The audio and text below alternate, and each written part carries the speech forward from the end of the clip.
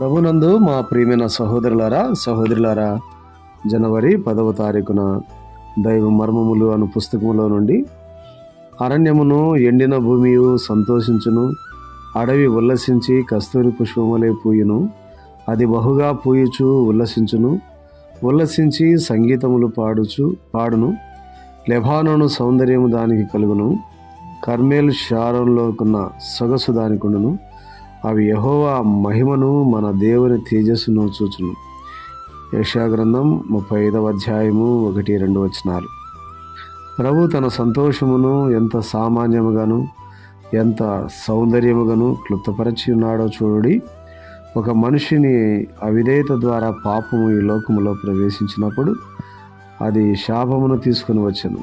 ఆ శాపం వలన ముళ్ళు, గచ్చపొదలు, నిష్ఫల స్థితి, నిరాశ ప్రతి చోట కనిపించుచున్నవి. తన విద్యా పురోగమనము, సంస్కృతి మీద ఆధారపడి మానవుడు ఏమి చేయచూచినను అది కేవలం ముళ్ళు, గచ్చపొదలు, ఎడారి, ఇసుక మాత్రమే మిగిలిపోవును. ప్రతి గృహమునందును ముళ్ళు, గచ్చపొదలు కలవు. ఏ మానవుని ద్వారా కూడా మార్చబడటకు కానీ మెరుగు చేయబడటకు కానీ వీలు కానీ నిష్ఫలమైన ఎడారిగానే నీ జీవితం ఉన్నది. అయితే దేవుడేమి చెప్పుచున్నాడో చూడుము. అడవి కస్తూరి పుష్పములే పూయను, అది బహుగా పూయుచు ఉల్లసించును, ఉల్లసించి సంగీతములు పాడును. దేవుని కృప వలన కలుగు అద్భుతం ఇదియే.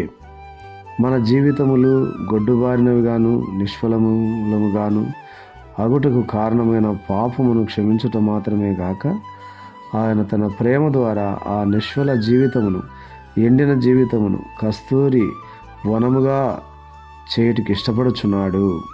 దేవుడు ఈ మాటలను మన జీవితంలో నెరవేర్చునుగాక. ఆమేన్.